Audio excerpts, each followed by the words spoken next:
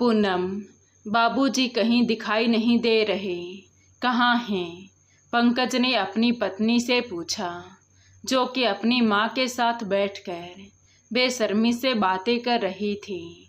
वो चिल्लाकर बोली, अरे मुझे क्या पता कहाँ हैं? मैंने उनका कोई ठेका नहीं ले रखा है जो हमेशा उनके पीछे पीछे घूमती रहूं। इतना सुनते ही पंकज ने गुस्से से कहा, ये कैसी बातें कर रही हो पूनम तुम बाबूजी के बारे में? तुमने ही तो उन्हें इतने प्यार से यहाँ बुलाया था और आज तुम कह रही हो कि तुमने उनका ठेका नहीं ले रखा है। दामाद जी, ये कैसी बातें कर रहे हैं आप मेरी बेटी से? खबरदार सासू माँ, बीच में मत बोलिएगा। मैं अपनी पत्नी से बात कर रहा हूँ और अगर मुझे पता चला कि इसमें तुम दोनों का हाथ है तो याद रखना, मैं अपने बाबूजी के लिए हर हद पार कर जाऊंगा। इतना कहकर पंकज कमरे से बाहर निकला। तभी उसके फ़ोन की घंटी बजी। आवाज़ सुनी तो उसके हाथ से फ़ोन छूटकर ज़मीन पर आ गिरा और तेज कदमों से घर के बाहर निकल गया। गाड़ी चलाते वक्त उसके हाथ भी थर थर काँप रहे थे। करीब आधे घंटे बाद जैसे ही बाबूजी सामने दिखे, उनको गले से लगाकर फूट फूट कर रोने लगा। बाबूजी, कहाँ चले गए थे? आपने तो मेरी जान ही निकाल दी थी। मुझसे बात कीजिए बाबूजी। देखिए, मैं आ गया हूँ। अब मैं आपको कुछ नहीं होने दूँगा। देखिए पंकज बाबू, इन्हें मैंने स्टेशन पर बेहोश पड़ा देखा तो मैं इन्हें यहाँ ले आया और आपको फ़ोन किया। मैंने दवाइयाँ दे दी हैं, बस कुछ घंटे में ये ठीक हो जाएंगे, पड़ोस के डॉक्टर शर्मा जी ने कहा। तो पंकज बोला, शुक्रिया अंकल जी जो आप बाबूजी को यहाँ ले आए।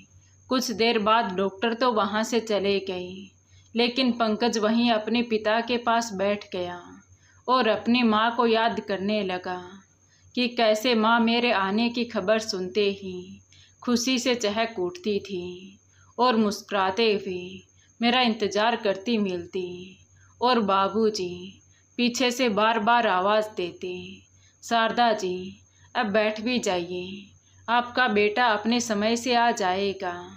आपके यूँ बार बार दरवाजे पर जाने से पंकज जल्दी तो नहीं आएगा। तो माँ मुस्कुराते हुए कहती, हाँ पता है पंकज के बाबूजी, मेरे यूँ बार बार दरवाजे पर देखने से वो जल्दी तो नहीं आएगा, पर जब वो दूर से ही मुझे यूँ खड़ा देखेगा ना तो उसके चेहरे पर भी एक मुस्कुराहट आ जाएगी। तभी तो वो रिक्शा से फटाफट उतरकर भागकर मेरे गले से लग जाता है तो मुझे कितना सुकून मिलता है। ऐसा कहकर माँ मुस्कुरा देती, पर माँ के बिना आज ये घर घर नहीं लग रहा था। माँ ने खुद के दर्द को कभी उसके सपनों के आगे नहीं आने दिया। खुद ताउम्र एक दूसरे का दुख बांटते रहे, पर उसे कभी ये एहसास नहीं होने दिया कि माँ को ब्लड कैंसर है। ये सोचकर ही पंकज की आंखें नम हो गई। तभी बाबूजी की खांसने की आवाज़ से पंकज अतीत से बाहर निकला और बाबूजी का हाथ थामकर बोला कि चलिए बाबूजी, घर चलिए। नहीं बेटा, अब मैं वहाँ नहीं जाऊँगा। अब मैं और अपनी नज़रों से नहीं गिरना चाहता। यह सुनकर पंकज हाथ जोड़ते हुए बोला, बाबूजी, आज मैं आपसे वादा करता हूँ कि अपने पिता का खोया हुआ सम्मान मैं आपको वापस दिलाकर रहूँगा, चाहे मुझे इसकी कोई भी कीमत क्यों न चुकानी पड़े। तभी बेटे के बार बार विनती करने पर रामकिशन जी मान गई। आज पंकज का गुस्सा 7वें आसमान पर था। उसे यकीन नहीं हो रहा था कि माँ के जाने के बाद पूनम ने खुद जिद करके बाबूजी को शहर बुलाया था। अभी कुछ दिन पहले की ही बात है जब पूनम ने पंकज से कहा था, सुनते हो जी, कहाँ हो? जब भी कुछ कहने की सोचती हूँ ऐसे ही छुप कर बैठ जाते हो। अच्छा, तो अखबार में घुसे बैठे हो। अरे अखबार में क्या रखा है? मैं जो कह रही हूँ उस पर ध्यान दीजिए। माँ जी को गुजरे हुए 2 साल हो गए और बाबूजी अकेले उस कस्बे में रह रहे हैं। क्या आपको अपने पिता की जरा सी भी चिंता नहीं है? यह सुनकर पंकज आश्चर्य से बोला, क्या बात है, आज अचानक तुम्हें बाबूजी की चिंता कैसे होने लगी? माँ के रहते जब दोनों यहाँ आते थे तब तो तुम्हें वो बिल्कुल नहीं सुहाते थे, फिर आज अचानक मेरे बाबूजी की चिंता, आखिर बात क्या है? तो पूनम हकलाते हुए बोली, वो पुरानी बात है जी, सच कहते हैं लोग, बहू अगर अच्छा सोचे तब भी कोई भरोसा नहीं करता। अरे पहले की बात अलग थी, तब माँ जी जिंदा थी। अब उस कस्बे में जहाँ ना तो चिकित्सा का अच्छा साधन है और ना ही खाने पीने का, सोचिए वो नौकरों के साथ कैसे रहते होंगे। और फिर रिश्तेदार क्या कहेंगे कि बेटा उन्हें 2 रोटी भी नहीं खिला सकता। इसलिए मैं तो कहती हूँ कि अब उन्हें यहाँ ले आइए। इतना कहकर पूनम चली गई। पंकज को बड़ा आश्चर्य हुआ। वो सोचने लगा कि आखिर पत्नी के व्यवहार बदलने का कारण क्या हो सकता है।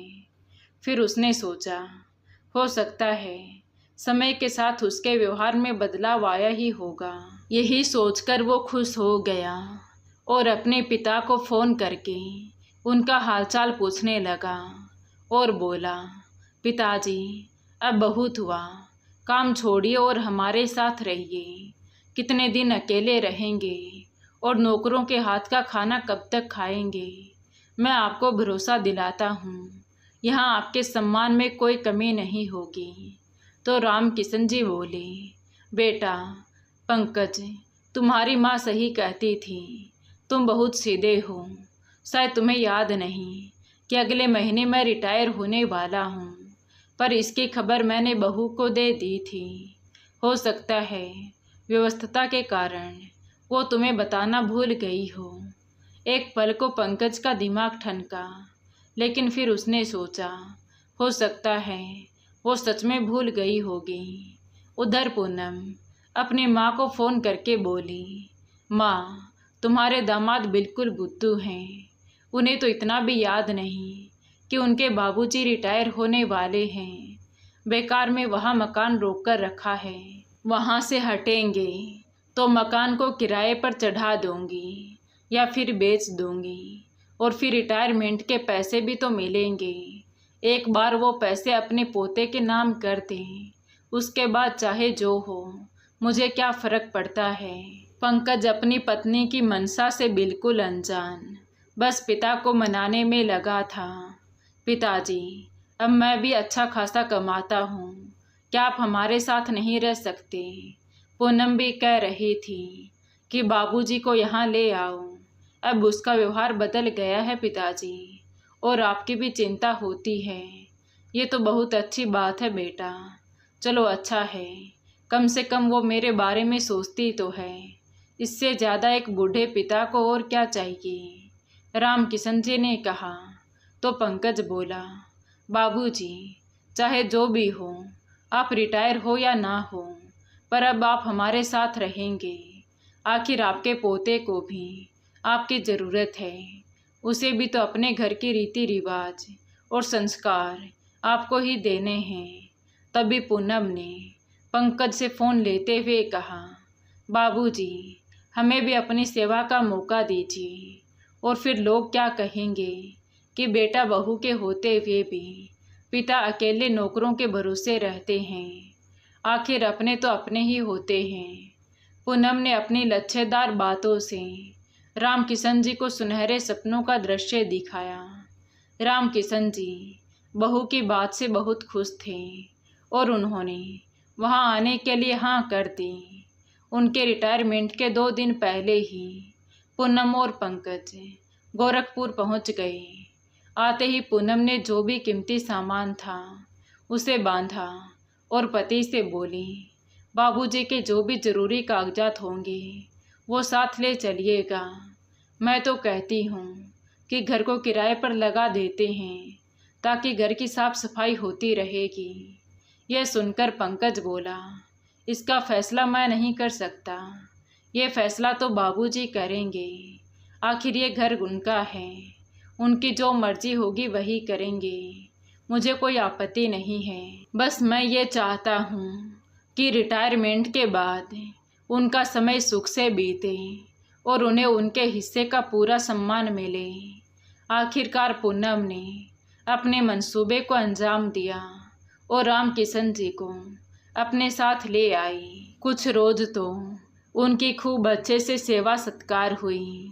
बच्चों के साथ उनका भी मन लग गया, और क्यों ना मन लगता। बहू इतनी मीठी मीठी बातें जो करती थी, और क्या चाहिए। एक दिन बेटा नाश्ता करके दफ्तर गया और राम किशन जी टीवी देख रहे थे, तो पूनम आकर बोली, पिताजी बाजार से सब्जी और दूध ले आइएगा, और साथ ही मुन्ना के लिए बिस्किट भी ले आइएगा। तो राम किशन जी ने कहा, बहू जब सुबह घूमने जाता हूँ तभी कह दिया करो, मैं सब ला दिया करूँगा। अब फिर से मुझे दोबारा जाने का बिल्कुल भी मन नहीं हो रहा है। पिताजी पूरे दिन तो आप घर में बैठे रहते हैं, थोड़ा बहुत काम कर लेंगे तो कुछ घट नहीं जाएगा आपका। मैं कौन सा आपको पहाड़ तोड़ने के लिए कह रही हूँ, बस सब्जी मंडी जाकर कुछ सामान ही तो लाना है। राम किशन जी बोले, अरे बेटा मैं कौन सा मना कर रहा हूँ, मुझे आदत नहीं है ये सब काम करने की, और अब मेरी उम्र भी तो हो रही है, मैं भी थक जाता हूँ। इसलिए कहा मैंने कि अगर सुबह बता दिया होता तो उसी समय मैं सारा सामान ले देता। ठीक है, नाराज मत हो, मैं अभी ला देता हूँ। तभी पूनम ने तंज कसा, घर के काम करने में कोई थकान होती है क्या? ये क्यों नहीं कहते कि मेरे बताए गए काम को करने में आपको तकलीफ़ होती है। इतना कहकर वो अपने कमरे में आराम करने चली गई। ये कोई नई बात नहीं थी। समय के साथ साथ राम किशन जी के साथ ऐसा होता रहता था। बेटे के रहते जो बहू चाशनी में डूबी बातें करती थी, वो उसके जाते ही व्यंग्य भरी बातों से उनके मन को घायल कर देती। बेटे से वो कुछ कहते नहीं थे, क्योंकि वो दोनों के बीच कलह का कारण नहीं बनना चाहते थे, इसलिए चुपचाप रह जाते। जब पत्नी थी तो बड़े सुख चैन की जिंदगी जीते थे। उसके जाने के बाद भी नौकर चाकर घर में थे तो उन्हें कोई कमी नहीं होती थी, और ना ही कभी काम करने की ज़रूरत पड़ी थी। सब कुछ कितना अच्छा चल रहा था, परंतु अचानक कैंसर के कारण पत्नी दुनिया को छोड़कर चली गई और राम किशन जी अकेले रह गए। बाजार जाते समय राम किशन जी सोच रहे थे, जो काम बहू पहले मीठा बोलकर करवाती थी वही काम आज ताने देकर करवा रही थी। एक रोज़ तो हद ही हो गई जब पंकज के उपस्थिति में पूनम उनसे बोली, पिताजी आज काम वाली बाई नहीं आएगी तो अपने बर्तन धो लीजिएगा, और हाँ देखिएगा अगर सिंक में 1-2 बर्तन एक्स्ट्रा हों तो उन्हें भी धो दीजिएगा। राम किशन जी सोच में पड़ गए, क्या जैसे दिन आ गए हैं कि बहू मुझसे बर्तन मंजवाएगी। पंकज के आते ही बहू पूनम इस तरह से बदल जाती थी मानो वो दुनिया की सबसे अच्छी बहू हो। अगले दिन राम किशन जी सुबह की सैर करके आए और थक कर लेट गई। पंकज उस वक्त घर में ही था। उसने कहा, क्या बात है पिताजी, आज आप थके थके से लग रहे हैं। हाँ बेटा, आज जब मैं घूमने गया था तो मुझे चक्कर आने लगा था। पिताजी 2-3 दिन बाहर मत निकलिए, थोड़ा आराम कीजिए, गर्मी बढ़ गई है, हो सकता है इसी वजह से आपको चक्कर आ गया होगा। इतना कहकर पंकज अपने काम पर निकल गया। कुछ देर बाद ही पूनम आई और राम किशन जी को सब्जी लाने को कहा तो वो बोले, बहू मेरी तबीयत ठीक नहीं है। इतना सुनते ही पूनम गुस्से से बोली, पिताजी सब्जी नहीं लानी है तो मत लाइए, पर कम से कम तबीयत खराब होने का बहाना तो मत बनाइए। अब घर में रह रहे हैं तो कुछ तो काम करना ही पड़ेगा। राम किशन जी कुछ नहीं बोले, बेचारे चुपचाप सब्जी लेने के लिए निकल गए। इस अवस्था में वो सब्जी लेकर वापस आ रहे थे तो उनकी हालत पस्त हो रही थी। किसी तरह वो घर आए और सब्जी टेबल पर रखकर अपने कमरे में जाने लगे तो बहू बोली, बाबूजी कहाँ जा रहे हैं? मेरी मम्मी आई है, उनके लिए 2 कप चाय बनाइए। पर बहू, मुझे चक्कर आ रहे हैं। बाबूजी, आप हर काम में इतने बहाने क्यों बनाते हैं? चुपचाप चाय बनाकर लाइए। बहू की बातें सुनकर राम किशन जी चुपचाप रसोई में चाय बनाने के लिए चले गए और 2 कप चाय, बिस्किट और नमकीन लेकर आए। उनकी हालत पहले से इतनी खराब थी, ऊपर से बहू ने अपना पैर अड़ा दिया, जिस कारण वो लड़खड़ाए और चाय पूनम की माँ के पैरों पर जा गिरी। अरे बाबूजी, ये क्या कर दिया आपने? जाइए जल्दी से कपड़ा लेकर आइए और मम्मी के कपड़े और पैरों को साफ कीजिए। राम किशन जी बहू के मुंह को देख रहे थे। बाबूजी, मेरा मुंह क्या ताक रहे हो? सुनाई नहीं देता आपको? जल्दी जाइए ना। राम किशन जी चुपचाप कपड़ा लेकर आए और पूनम की माँ के पैरों को साफ करने लगे। उनकी आंखें छल छला गई। उधर माँ बेटी राम किशन जी को नीचा दिखाकर दोनों इशारों ही इशारों में मुस्कुरा रही थी। वो बेचारे सीधे बिस्तर पर जाकर पसर गए। पत्नी की तस्वीर को सीने से लगाकर फपक फपक कर रोने लगे। क्यों मुझे छोड़ गई अकेला, जब जानती थी कि मैं तुम्हारे बिना कुछ नहीं कर पाऊंगा। तुम मुझे किसके भरोसे छोड़ गई?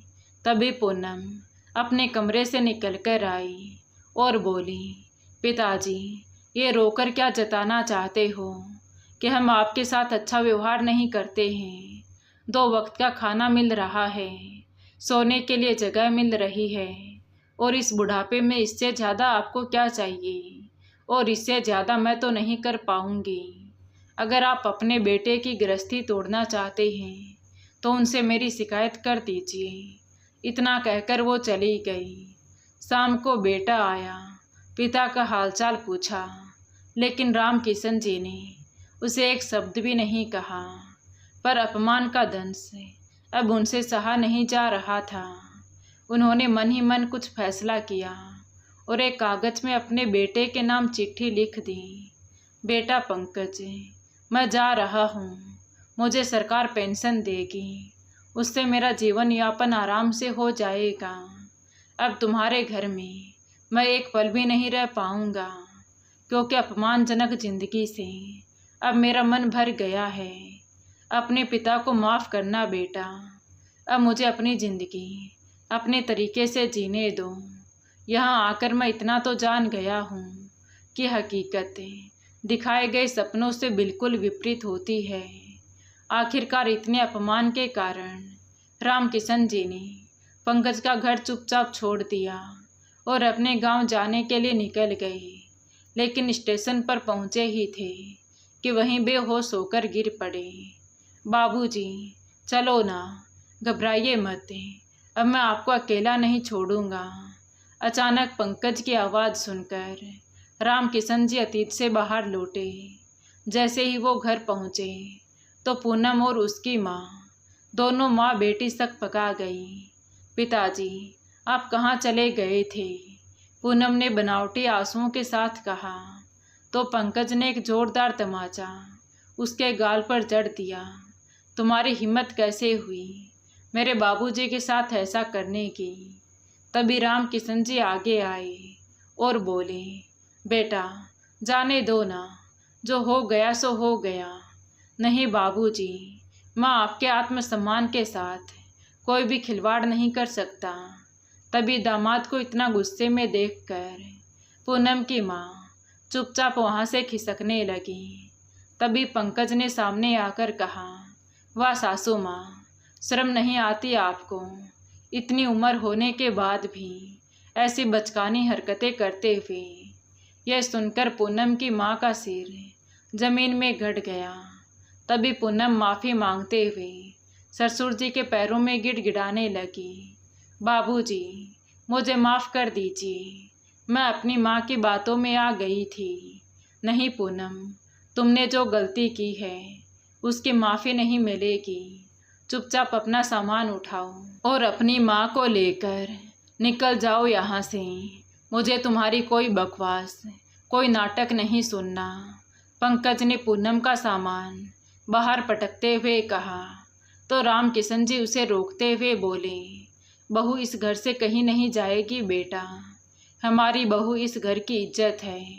मेरा तो पता नहीं मैं कितने दिन जीऊँगा, लेकिन अगर हमारे घर की इज्जत एक बार चली गई तो वापस नहीं लौट कर आएगी। यह सुनकर पंकज ने पूनम की तरफ उंगली दिखाते हुए कहा, देखो तुम्हें शर्म आनी चाहिए। मेरे पिता के साथ इतना गलत किया तुमने, फिर भी वो तुम्हारा ही साथ दे रहे हैं, तुम्हारे ही साथ खड़े हैं। अपने बाबूजी के कहने पर मैं आखिरी बार तुम्हें माफ़ कर रहा हूँ, लेकिन आइंदा से ऐसी हरकत की तो सोच लेना। तभी पूनम की माँ ने भी आगे बढ़कर राम किशन जी से माफ़ी मांगी और चुपचाप वहाँ से चली गई। उस दिन के बाद से पूनम ने राम किशन जी को कभी परेशान नहीं किया, बल्कि दिल से उनकी सेवा की, क्योंकि वो भी अच्छे से जानती थी कि अगर पंकज ने उसे घर से निकाल दिया तो वो कहीं की नहीं रहेगी। तो दोस्तों, पंकज ने अपनी पत्नी को माफ़ करके सही किया या गलत है, अपनी राय कमेंट बॉक्स में ज़रूर बताएं।